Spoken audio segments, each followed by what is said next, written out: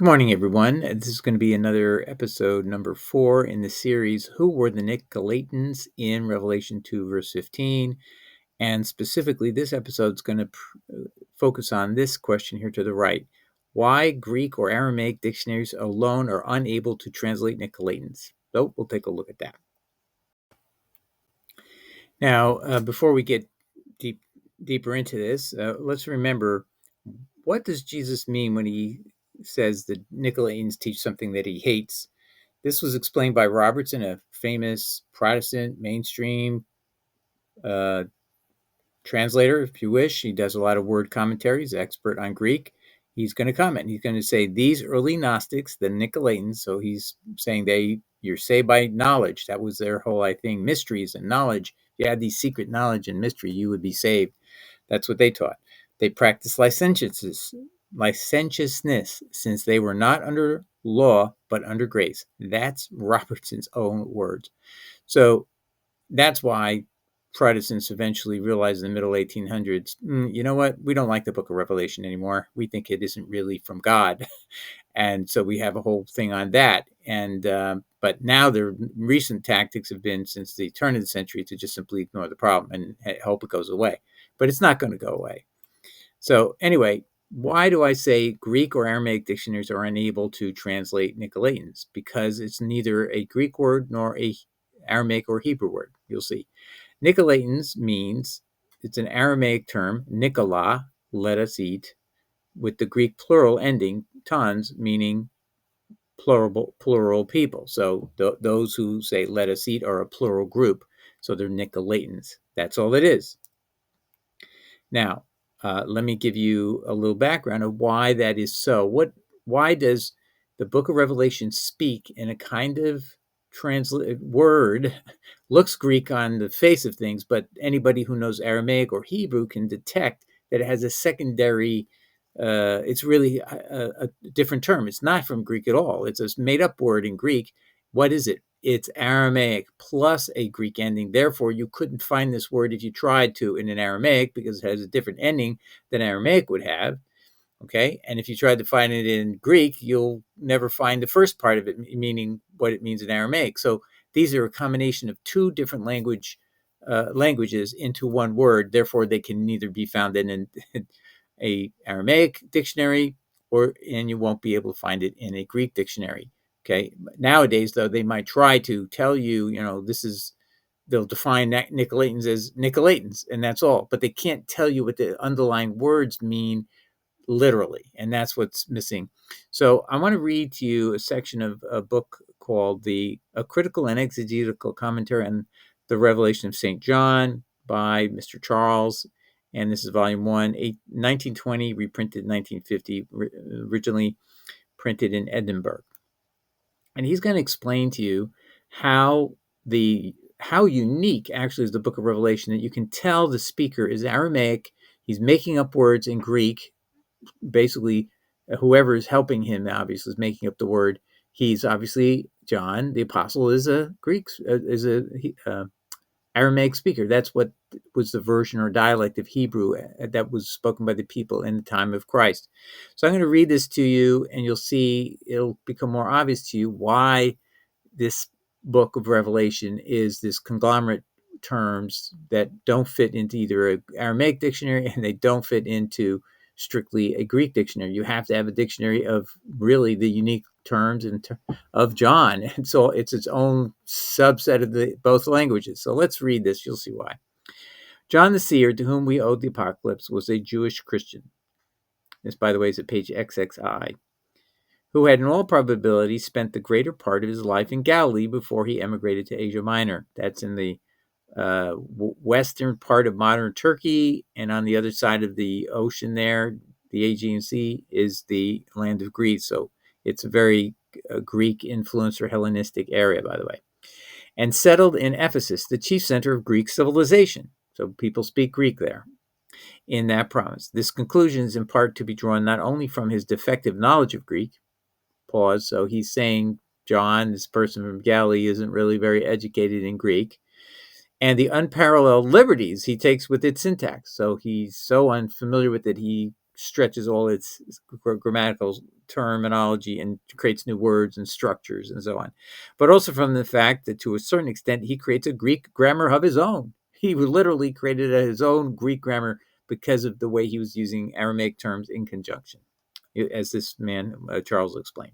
He had never mastered the Greek of his own day. The language of his adoption was not for him a normalized and rigid medium of utterance. Nay, rather, was still for him in fluid condition. And so he used it freely, remodeling its syntactical usages and launching forth into unheard of expressions. They were like all new words. And that's what Nicolaitans is. I'm digressing. Hence, his style is absolutely unique. So that's why these words cannot be found in Greek or Aramaic dictionaries. If you lived in that era, you wouldn't know what is he talking about. You have to know Aramaic and you have to know a little bit of Greek to make it make sense to you. He has done what? He has set at defiance the grammarian, and the usual rules of syntax is unquestionable, but he did not do so deliberately. He had no such intention. What he means is he didn't know what he was doing. He literally backed into this because he has no choice. He can't speak Greek fluently, and he can't basically he speaks Aramaic, so it's going to be this mixture. His object was to drive home his message with all the powers at his command, and this he does in some of the most sublimest passages in all literature. With such an object in view, he had no thought of consistently committing breaches of Greek syntax, but that's what he's doing. He's not trying to break Greek syntax, it's just a fact of life. How, then, is the unbridled license of his Greek construction to be explained? The reason, as the present writer hopes to prove, is that while he wrote in Greek, he thought in Hebrew. Now, I don't believe he really could write in Greek either. He probably needed somebody to act as his assistant who was primarily a Greek speaker, and he would ask the person, here's the sound of the word for let us eat, Nicola. Can you make that into a plural? And he knew enough how to ask for help, and he could literally change the words, and the words would be reflected correctly in Greek. And he clearly used an amanuensis when he did his book of the Gospel of John, because Papias, the bishop of Hierapolis, said, hey, I was his amanuensis, I was his clerk, I was his transcriber, I was his translator for the book of John in the years of about approximately 95 to 96 AD. So a lot of scholars have made a mistake about which book comes first, but Revelation is in the 60s. Clearly, there was a mistake that Mr. Young proved was a mistaken reading of the word Domitian. I'm not going to get into the whole thing, but Revelation is about 65, 67 AD, and the book of John is way later, and Papias helps with that. So it makes sense John had help also to phonetically change the sound of Nicholas into Greek letters, so it would be then transmissible to the people who in the area where he lived. He lived in Asia Minor. They didn't speak Aramaic, right? They don't know Aramaic, so he needed someone to transmit his words by changing creating Greek letters that would reflect the sound of Nicola, and then that person would add the words ton, basically the multiplier, the plural form of the word. But I digress. Okay. He thought in Greek and frequently translated Hebrew idioms literally into Greek. In Galilee, he had no doubt used Aramaic as the ordinary vehicle of intercourse when with his fellows, but all his serious studies were rooted in Hebrew. Next, let's look at the verses at issue. This is Jesus talking to the church of Pergamum, and in verse 14, Jesus says, "But I have a few things against you, because you have there them that hold the doctrine of Balaam, who taught Balak to cast a stumbling block before the children of Israel, to eat things sacrificed to idols, and to commit fornication." Verse 14. Verse 15. "So hast thou also them that hold the doctrine of the Nicolaitans, which thing I hate." The teachings of the Nicolaitans Jesus hates. We already discussed what that was. Now, why do I bring this all up? So somebody wrote me, Elihu is not me, okay? But he makes a mistake because he doesn't know that neither a Greek dictionary or an Aramaic dictionary is enough to translate this passage. So I'm going to read this to you in brief, and so you get the idea what an honest seeker can make a big mistake if you don't know Greek and you don't know the history of these books.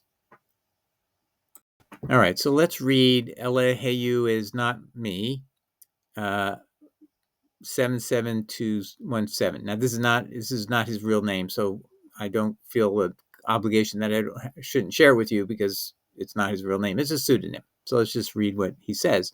The image you've shared seems to contain a discussion about the use of Aramaic. And what he's talking about, image, let me just show you this. He's talking about this. This is my actual crop of my video where I talk about this. The name Nicholas is Aramaic for let us eaters. Let's be eating something. The Aramaic word Nicola means let us eat. This is from Dr. Eli Lazork and Eisenberg, who were the Nicolaitans from Israel Bible Weekly web page or YouTube channel.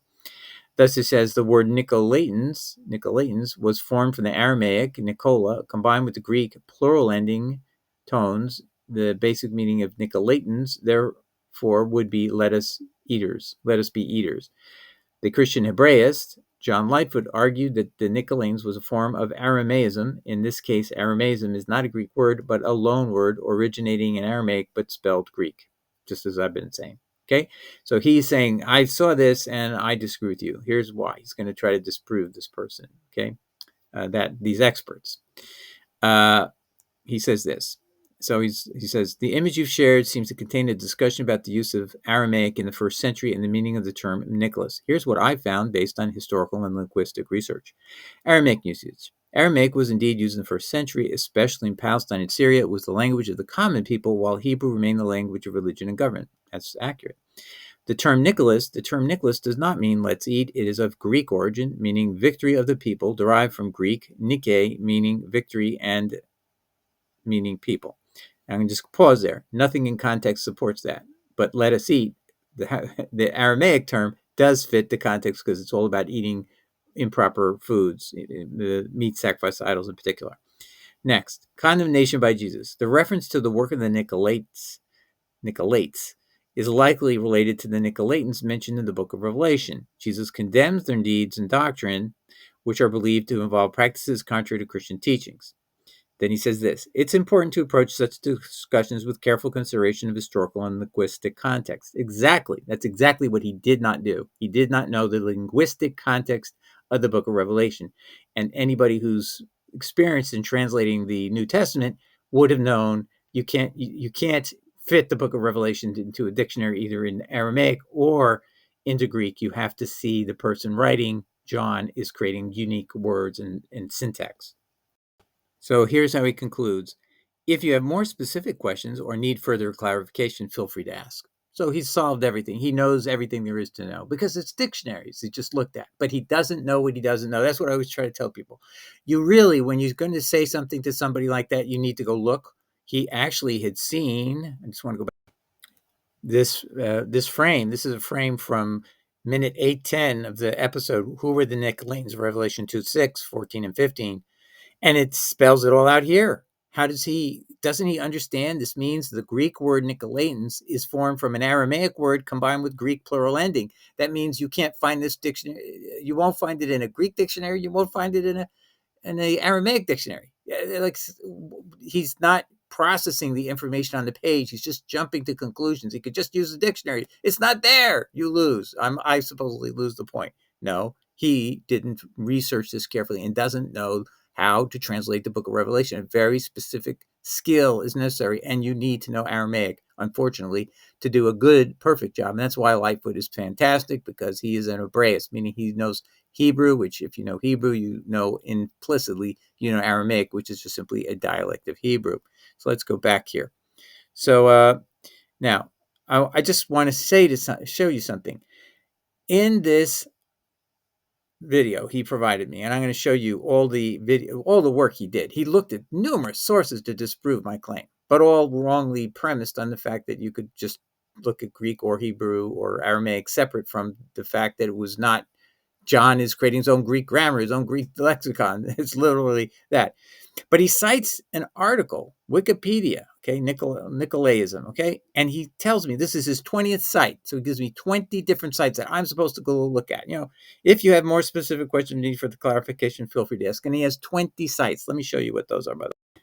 This looks to me like he spent at least an hour or two to put together all this work. Look at all this. His conversation with Bing, May 7th, 2024. He found Aramaic language description, History and Facts, Britannica, and has a link. What is Aramaic? Biblical Archaeology Society. Meaning and origin, history of the name Nicholas from behindthename.com, name Nicholas. Who were the Nicolaitans and what was their doctrine and deeds? Renner.org, article so-and-so. Didn't find the article I had, which were from a top expert in Greek and Hebrew and also in Aramaic. 5. Who were the Nicolaitans and why did Jesus hate their deeds? Hermeneutics.stack exchange. Okay, so this is superior to the stuff I provided. I don't know. Then Reddit. He spends. Look at all this stuff. Reddit isn't even like a Wikipedia type thing. It's just people randomly submitting comments. Here's comments cursed. Downvoters really comments. Meme, holy shit, dude, straight up. I mean, look at the Reddit. It's not curated by anybody. It's just junk. Look at how much of that. 6, 7, 8, 9, 10, 11, 12, 13, 14. You cannot use Reddit. You cannot use Reddit to tell someone how to translate anything. It's just ridiculous. So don't do that, my friends. Don't use Reddit to try to find stuff because that isn't authenticated. In other words, serious people will be able to post in serious places. Okay, that's what we need to look for, and none of that would count. Then he has Nicholas, name, meaning, origin, popularity from verywellfamily.com. Nicholas at Wikipedia. Now that's a source that you could get some information out of, but he doesn't pull the source. I showed you right from there. I'll show you in a minute too. Nicholas, etymology of the name Nicholas from Etymon line. Nicholas, name, meaning, origin, and popularity. Name, doctor. Hebrew usage in the first century. OrvilleJenkins.com. Languages. Hebrew first century. Who is he? I've never heard of him. Hebrew and Aramaic. Languages of first century Israel. Hopeofisrael.org. Nicolaism. Now there's the one I told you. If he'd read that, he would have found what I'm going to show you in a second. And that's what I'm saying is he did not read all these things. So don't cite something to someone you yourself have not researched to see if what me, had said was true based on what I found from that scholar from Israel Bible Center. Who are the Nicolaitans mentioned in Revelation 2, 6, 14, 15? Gotquestions.org. Wow. Is that authoritative? I don't think so. But a lot of people treat it as if it is because they act like they're the final authority. But they're not studious. Of course, they just give you conclusions and usually fit the narrative that is popular, not what is actually real. But that's my opinion. The Nicolaitans in Revelation, Bible Story and Meaning Christianity from Christianity.com, WikiLeaks, and why did God hate their practices so much? Okay, so I don't even know if they addressed the issue. I'm not going to spend time on this one. I have this he's given me this Nicolaism. It says what I say. It gives it as an option to consider. Okay, so let's take a look at it. Here's another lesson that Elijah, who is not me, should take away from this is that the very citation number 20 was to Nicolaism. If you go to that article, it says what I'm saying. But he didn't know that, apparently. Lightfoot, in his book in Acts of Apostles 6, verse 5, suggests another more startling paranomasia. The word, in his view, was chosen as identical in sound with this Hebrew word, Nicola, let us eat, and as thus marking out the special characteristics of the sect. Well, that is why this is in fact what is going on. It's all about what they're eating. That's what Jesus hates. They teach you can eat meat sacrificed to idols. In particular, he points this out multiple times in chapter 2 of the book of Revelation. So it makes perfect sense that that's what the writer, John, Jesus speaking through him, giving him this message, would do the same. Now let's take a look at J.B. Lightfoot. He was a bishop of Durham, born in 1879, died in He was elected bishop in 1879. He died in 1889. Yes, he wasn't a 10-year-old in this picture. Okay, anyway, here's his book, The Whole Works of the Reverend Lightfoot, D.D., Doctor of Divinity, Master of Catherine Hall, Cambridge, and it's volume 12, 1823. Let's take a look at what he says. And now he's doing a commentary on the first epistle of the Corinthians. He's also trying to be kind to the opinion of people who believed there was something about the guy in the book of Acts, Nicholas. He was a deacon. Maybe he was a bad guy. That was a lot of what people's speculation was. But there was nothing in the book of Acts to suggest that. So it's weird. Anyway, he says this. Lightfoot, he that should deny the sect of the Nicolaitans to have taken its name from Nicholas, one of the 7 deacons, would seem certainly to go against all antiquity. So pretty much that was the major opinion. It must be this guy, Nicholas. He's mentioned, not negatively, but he's mentioned in the book of Acts. He went bad later. But that's all because people are desperate to find an answer, and they make it up out of their own head. And yet the ancients themselves do not sufficiently agree about the matter. So yeah, they go different ways on it. So he's saying there's no firm evidence, and that's why there's so much disagreement. Go to the authors, and you will find them differing, and whether the heresy sprang from an action of Nicholas or from some saying of his. What if it came from neither? But that the name of this sect comes from the word Nicola, which signifies let us eat. For who knows not that the Hebrew word, I suppose that means let us eat, might pass into this. I don't know what word that is in Hebrew, but I'm sure it's closer to let us eat at that point. And he says, among the Chaldees. And when nothing was more ancient among those very wicked men than mutually to exhort one another to eat things offered to idols, saying to each other and to others also, as we may guess, and then he uses the word, let us eat. How very fitly might they be called hence Nicolaitans by the Orthodox. And then he says, saying, let us eat flesh. So he's saying it fits the context. What he mentions, because he's an Hebraist, he knows Hebrew, he knows the words Nicola is similar to the word that's there from Hebrew alone, and that's enough for him to make the comment, this is what fits the context correctly and perfectly, actually. I found the second mention by Lightfoot of this at page 412 of his book entitled A Commentary on the Acts of the Apostles, written in 1823. And he talks about the name might have its derivation from Nicola, let us eat together, those brutes animating one another to eat things offered to idols, like those in Isaiah 22, verse 13, let us eat flesh and drink wine. So he's comparing it to what we see already in the Bible about let us eat, and it's used derogatorily. I want to show you what Dr. Eli Lazorkin said, and I used in the prior video that he saw this, and he just said, I'm just going to look at dictionaries. I'm going to look at the Aramaic and the Greek, and they don't agree that this is true. Well, of course they won't agree. If you read the context, let's read this again. So this is the actual screenshot. Again, he was referring that he'd seen something on screen that said there was an Aramaic source reason for the word Nicola. And he just says, no, wait a minute, Doug, let's take a look at the dictionaries. The Greek and the Hebrew and the Aramaic don't agree with you. Yeah, they won't agree with me because it's not an Hebrew. It's neither an Aramaic term exclusively. The full words and letters don't match any Aramaic dictionary, and nor does the Greek spelling match any Greek word. See, that's the problem with the mistake he made, the fundamental flaw in his reading. So let's read what he should have really absorbed. And I want to say that's another thing. When you make a comment on a video, shouldn't you read the actual thing you're saying you were commenting on? Let's read this again. The Aramaic word Nicola means let us eat. Thus, the Greek word Nicolaitans was formed from the Aramaic combined with the Greek plural ending, tons. The basic meaning of Nicolaitans, therefore, would be let us be eaters. Basically, let us eat whatever we want. Christian Hebraist John Lightfoot argued that Nicolaitans was a form of Aramaism. In this case, Aramaism is not a Greek word, but a loan word originating in Aramaic, but spelled in Greek.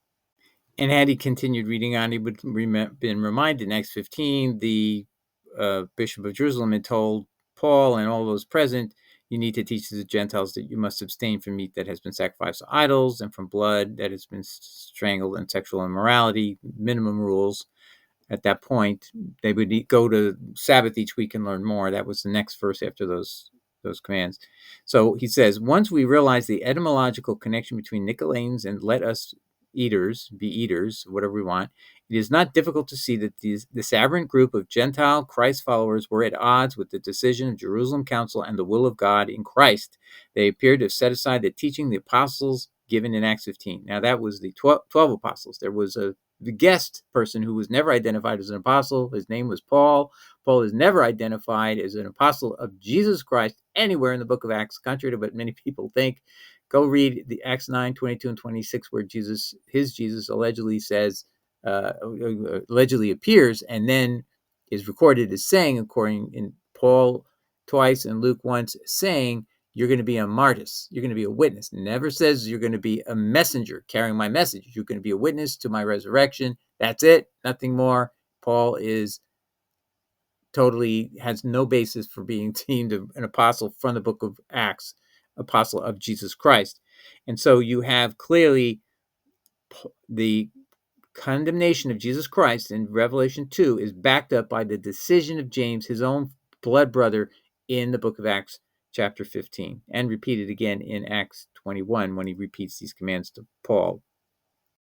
I also want to show you Eli Lazorkin Eisenberg wrote an article on April 19, 2015, 7 years earlier than the prior one I just read to you. And it says, who in the world were the Nicolaitans? Why didn't this guy, whatever his name is, why didn't he find this article? I found 2 articles that are right on point. It just word searching should have come up with this answer.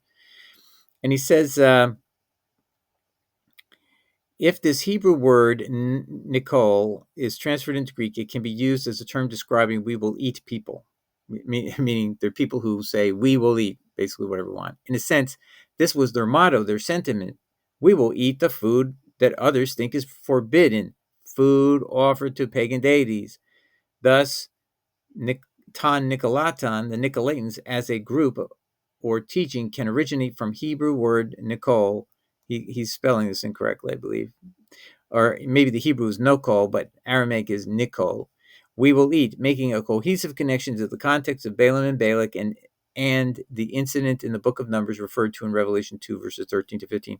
So that's how you know what Lightfoot said is correct, is when you read the entire context, it's tied in together with Jesus condemning eating meat sacrificed idols. It's tied into the book of Numbers activity that is Jesus referring backward in the book of Revelation chapter 2, verse 13 to 15.